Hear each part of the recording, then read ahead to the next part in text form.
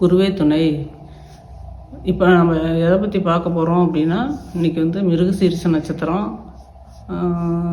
1-2 பாதம் வந்து ரிஷபத்தில் வரும், 3-4 பாதம் வந்து மிதுனத்தில் வரும்.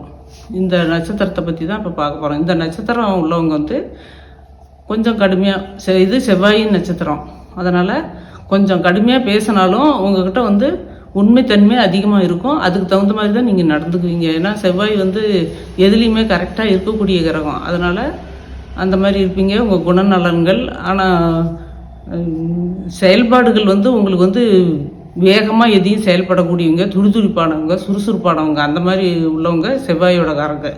நீங்கள் உங்களுக்கு வந்து அதிர்ஷ்ட நட்சத்திரம் எது அப்படின்னா, 2வது நட்சத்திரம் திருவாதிரையும் ஒத்து போகும்.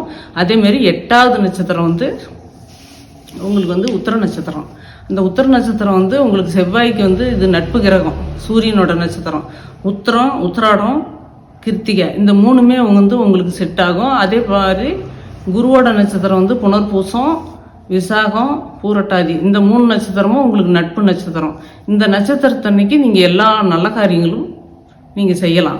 என்னென்ன நல்ல காரியங்கள்னா, அதான் போர் போடுறதெல்லாம் வந்து நட்சத்திரம் வந்து புனர்பூச 4ஆம் பாதத்துலேயும், விசாக 4ஆம் பாதத்துலேயும், பூரட்டாதி 4ஆம் பாதத்துலேயும் போர் போடுங்க. ஏன்னா இது 3ம் வந்து ஜலராசியில் வருது. ஜலராசியில் வர்றதுனால இந்த 3 நட்சத்திரத்துலேயும் போர் போடலாம். மற்ற நல்ல காரியங்கள் எல்லாமே இந்த குருவோட நட்சத்திரம் முழு நட்சத்திரத்துலேயும் போடலாம். குருவோட நட்சத்திரம் என்னென்ன, புனர்பூசம், விசாகம், பூரட்டாதி.